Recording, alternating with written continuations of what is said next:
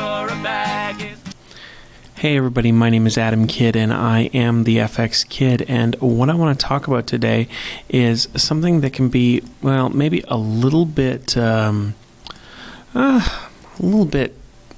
cumbersome to learn, but once you learn it, it's totally worth it. So we're going to jump into it with a very, very basic example. This is not going to be art by any means whatsoever. What we're learning today is intro to the compositor. Specifically, we're going to use compositing nodes to create an image. And the image we're looking for, we'll give you a little preview.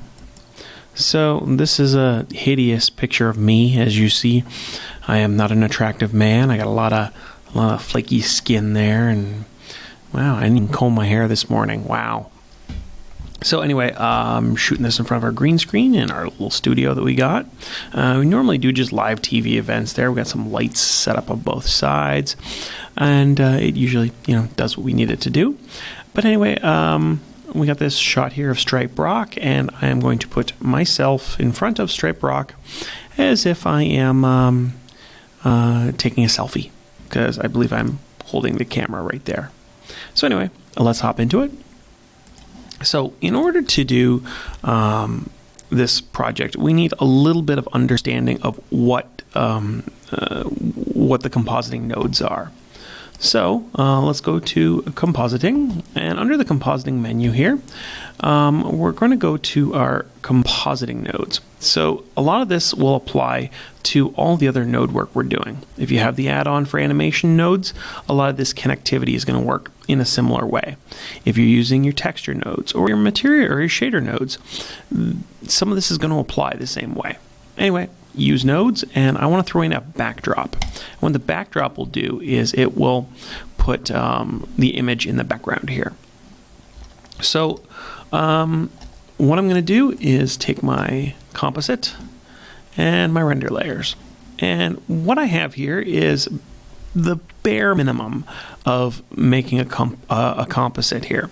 I have something that leads to something. So I have an input which leads to an output, and the output has nodes which connect via a noodle to the output. All right, input, output, and as you see, the noodle goes with it. Okay, if we were to just render this right now, we would get what is on our render layers. That is, what am I seeing through this camera that I have only set up on this render layer. So we would just get the default cube. All right, congratulations, you just made your first composite, a composite of one image. Not really fun, is it?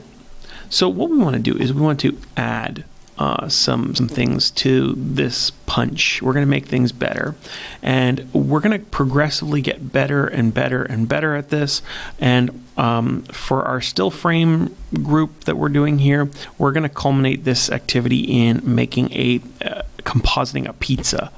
And that's because it's going to take a whole bunch of little different tricks to make this work. So on our road to the pizza, let's go ahead and get started. So let's unhook that, delete the rendered layers. Now you could do this one of two ways.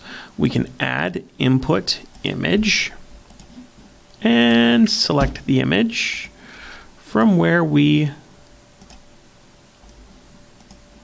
want it. I'm going to take that ugly picture of myself. Or if we want the Stripe Rock image there, we can do this with any other image. We can just grab it and drop it in. All right, and both will work acceptably. So the next thing we need to do is we need to connect these two images together in a way so that the image of me is over top of the image of that. And if I was to just go ahead and drop this in right now, you'll notice there'll be a scaling issue. All right, in fact, the only thing you can see from the background is just sort of the side of my face. And this is a little bit spooky, I guess. So we just want to scale me down a little bit. And the way I'm going to do that is I'm going to add distort and scale. And what this node is going to do is it's going to shrink me down. a little bit, but it's going to make me skinny on one end and skinny again. Oh, there we go. So this might be what we're going for, but to be honest with you, clicking that many times, that's a little bit annoying. So I like to add in an input called value. Value, value, and it'll do both for me. All right, so there we go. That'll do. It's not perfect. If I want to maybe have a little bit more of my chest involved in there, I'm going to go ahead and add input or distort, translate, and move myself on the y-axis.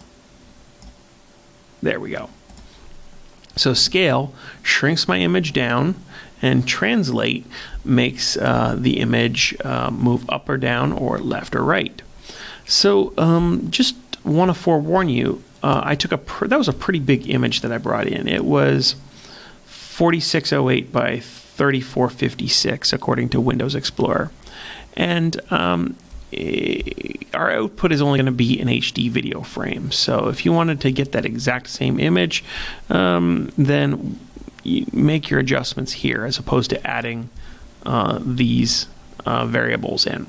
So already we're starting to see that this connectivity, the set of instructions that we're giving to the project are changing things already. So we just put in a basic image, and the output is going to be high definition. Now we put a picture that's bigger than that, bigger than the HD parameters, 1920 by 1080. So we had to put a piece of information in there that says scale, and then we had to put another piece of information that says translate. So already you're starting to get the idea that it's a little bit of information and then a little bit of information, and then you get your product. Later on, in a future tutorial, we're gonna make a pizza, and you're gonna see that it's all a series of instructions. That's kind of like making a pizza. Now we're adding something, until finally you get it the way you want it. So the next thing we need to do is put something in here that is going to let us get rid of this background, because we want to be able to have the rock underneath us. So what I'm going to do is simply add a keying mat. And what's great about this is that this did not exist several years ago. We had to go through a whole big process of making our own keying set, and it was it was a long process for something that you use all the time. So what we notice right now is that it's getting rid of my shirt down there. That's very strange, because the key color is white, but my shirt was blue. I don't know. So anyway, what I like to do is select the little eyedropper and change my key color. So you see there, I'm going to do that again, key color, and then select. All right. So what we're going to notice here is that there's going to be some fuzziness. All right, and a little trick for getting rid of that is select your key color and then just darken your color a little bit. Now this is not a perfect solution. There will be some artifacts later on, as you see. So this is not perfect, but it will do for now. Again, we are not doing anything about shading or just making it perfect. All I want to do is see the rocks behind me. So now we need to make it so that we can do that. And the easiest way to do that is add color alpha over. So what's happened here, alpha over, is, here, before we do that,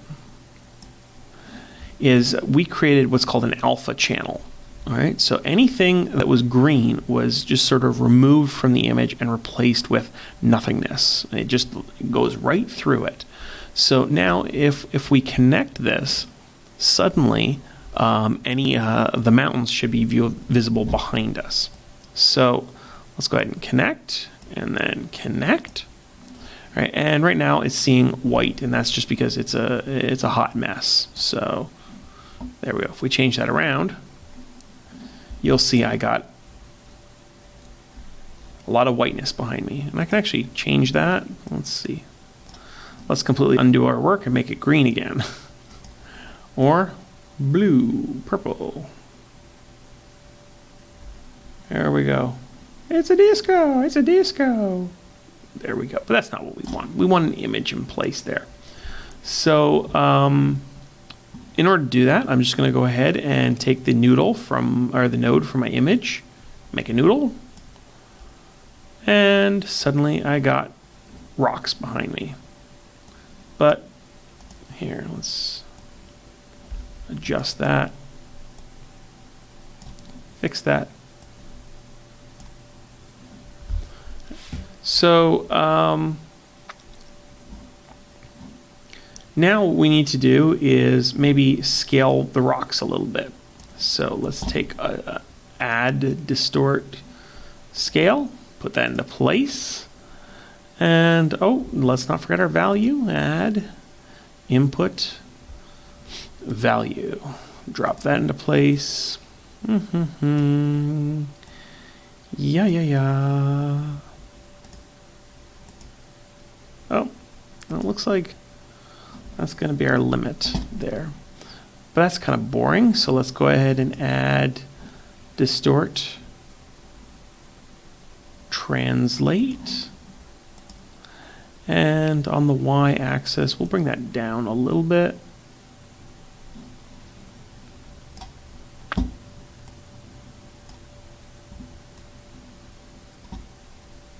And there we go. It looks like I'm in front of a picture of it. It's not very good. So what can we do to make things a little bit different? Well, we're going to learn about that in the next series of videos. Again, this was just a exercise in connecting things together, series of instructions that we're going to tell it so that in the end it gives us a pizza. All right, and so it's going to give us me in front of the rock. It's not going to look great. We have more to do, but you know, if you ever wanted to say, "Hey, I want to be able to put this in front of this," there you go. And if we want to go one step further and maybe hide my face, let's go ahead and move that cube, and let's go ahead and add input, render layers, and then we're going to add another alpha over. All right, and before we do that, make sure render layers doesn't render the sky.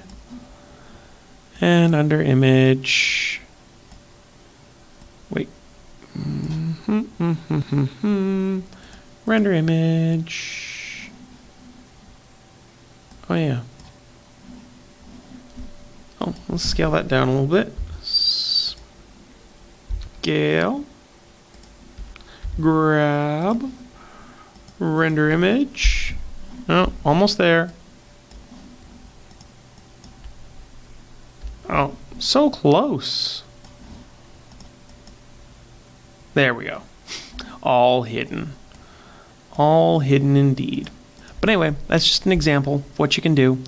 We'll get into that a little bit more detail another time. But you know, in the future, now you know how to cut that together. Now you know how to put those nodes together. Anyway, we'll talk to you later. And in the next tutorial, we'll take this one step further. Have a great day.